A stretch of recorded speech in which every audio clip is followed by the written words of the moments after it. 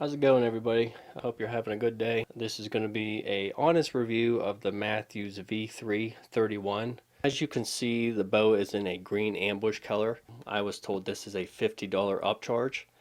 I originally was going to go in to the archery shop and I had my mindset on black, but this green ambush really caught my eye. It's not too flashy, it's not too bland, but it is a nice color. I would say unless you see this bow in person, can you really appreciate this green ambush color? It's a really nice color, in my opinion. But the bow is 31 inches axle to axle. Matthew rates it at 342 feet per second. It has a 6-inch brace height. 6-inch brace height is pretty much the new normal. Matthew rates this bow at 4.5 pounds. That's the bare bow.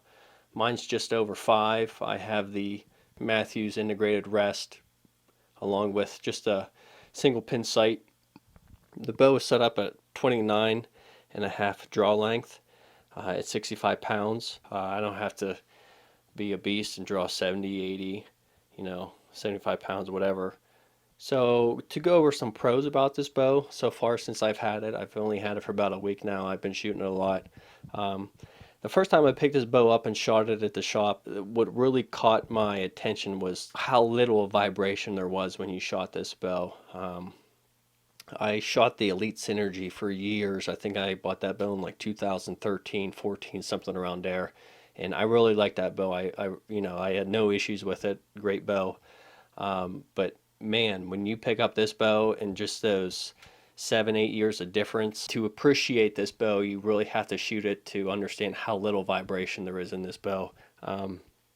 The arrows fly fast and they fly true. I shoot 7.2 grains per inch Easton hex with 100 grain, fill tips and broadheads. So I shoot 100 grains, but man, really watching that arrow fly at those long distances, 50, 60 yards, 70 yards, that arrow is flat the entire way.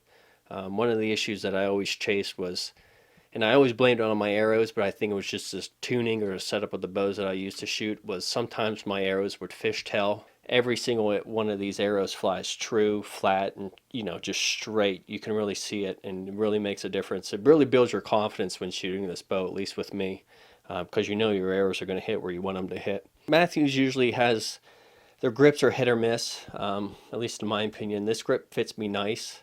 They do make an aftermarket grip that you can put on this. I had an old DXT that, would grip, depending on how far back you go, that Mathews used to put on their bows that just were good for their time, but I'm glad they got away from those wood grips and went to a more modern plastic or polymer or whatever. But I really like the grip that's on this bow. It fits my hand really nice. The roller guards, they allow for more fleshing clearance. This is a nice setup, like I said, with the integrated rest system. That roller guard, I'm not an engineer, but if it makes my arrow fly true with that integrated rest, then I'm all for it. And like I said, those arrows really fly true and flat.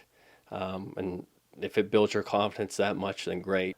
With pros, there comes cons, and I will nitpick. It's hard to really nitpick this bow, but it is a tad heavy. Like I said, Matthew weighed this at 4.6, and I think right now it's 5.2 with everything that I have on it. And in order to change the draw weight and the draw length, you will have to change the mods. Unless you have a bow press or unless you're comfortable with doing this, you will have to take this to your shop. But if you're gonna buy this bow, you're gonna be at the shop anyway, and I feel if you know your specs that well, then you're gonna have the shop do that for you as well. I'm never gonna change these mods again, but if somebody's out there maybe want to use this for 3D shoots and then hunting, and you have to change your mods and draw weights and all that, then that may be a negative in that aspect. And to nitpick a little more, the limb pockets on this, they are marked up, I should say, and I think that just has to come with assembly. When I got the bow home and I was looking it over, I noticed it. It doesn't bother me.